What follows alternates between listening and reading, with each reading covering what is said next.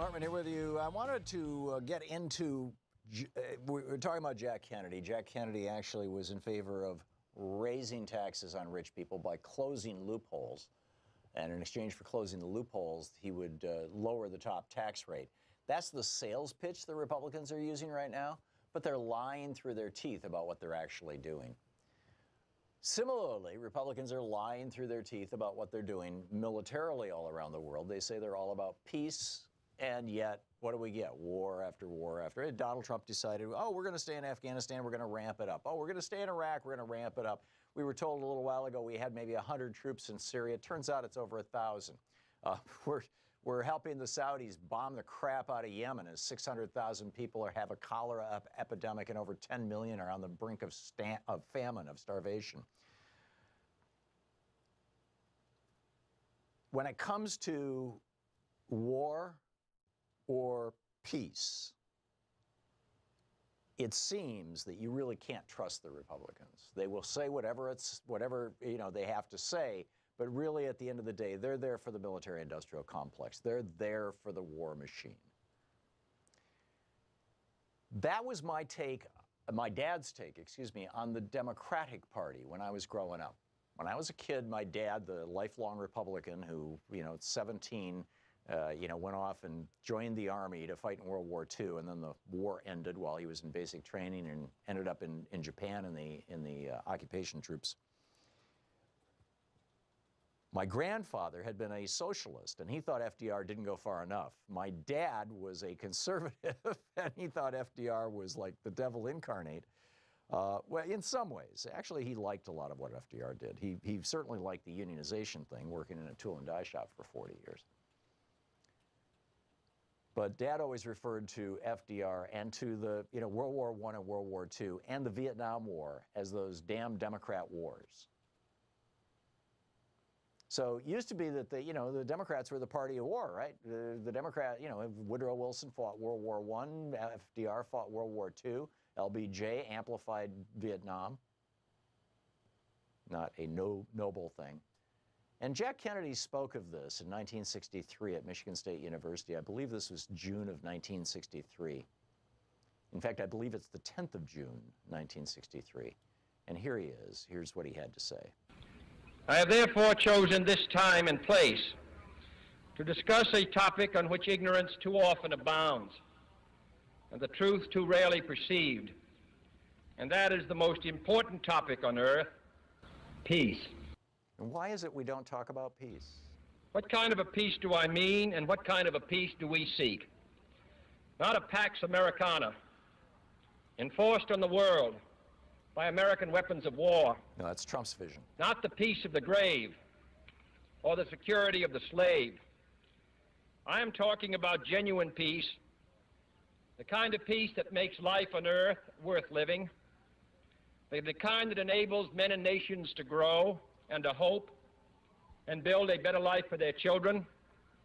Not merely peace for Americans, but peace for all men and women. Not merely peace in our time, but peace for all peace time. in all time.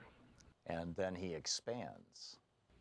I speak of peace, therefore, as the necessary, rational end of rational men. I realize the pursuit of peace is not as dramatic as the pursuit of war, and frequently the words of the pursuers fall on deaf ears, but we have no more urgent task. And we still have no more urgent task. No government or social system is so evil that its people must be considered as lacking in virtue. Yeah, that's pretty amazing. Our military forces are committed to peace and disciplined in self-restraint. Our diplomats are instructed to avoid unnecessary irritants and purely rhetorical hostility. Whereas that's all that the Trump administration seems to be engaging in, purely rhetorical hostility. See Russia, see North Korea, see, fill in the blank, right? For we can seek a relaxation of tensions without relaxing our guard. And for our part, we do not need to use threats to prove we are resolute. Yes, speak softly and carry a big stick, right?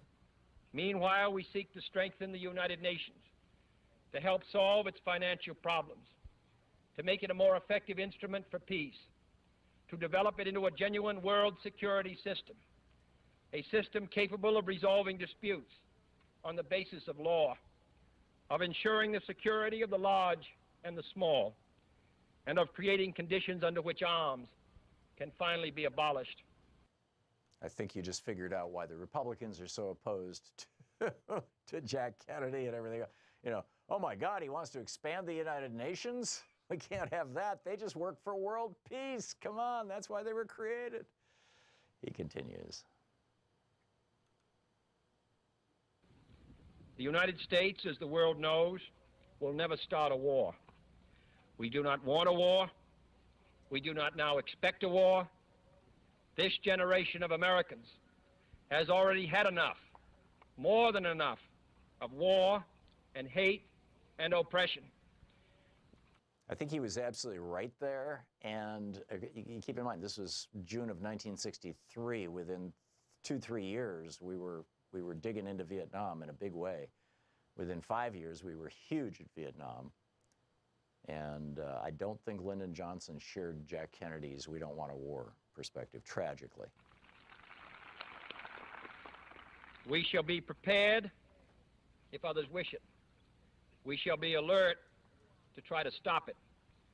But we shall also do our part to build a world of peace where the weak are safe and the strong are just. We are not helpless before that task or hopeless of its success. Confident and unafraid, we must labor on, not towards a strategy of annihilation, but towards a strategy of peace. Strategy of peace. That's amazing, you know, and yes, it is strategic, right? Being an advocate for peace, this is like a really good and healthy thing. In fact, there's a bunch of good and healthy things to stand for that Jack Kennedy stood for, that we have completely lost sight of, or at least our media has lost sight of, and sometimes I think even in some ways some Democrats have lost sight of, and we need to constantly remind ourselves of these things. Jack Kennedy, when he was running for president, this is in 1960, running for president, in New York they have fusion voting, which means you can be a member of a political party that is not the Democratic Party, and yet when you vote, you can have a Democrat on your ticket. So multiple parties can have the same candidate in New York State. This is called fusion voting. And the Liberal Party in New York State in 1960 had Jack Kennedy on its ballot, as did the Democratic Party. So you could vote Liberal or you could vote Democratic. And Jack Kennedy went to speak to the Liberal Party, and here's what he had to say. What do our opponents mean when they apply to us the label liberal?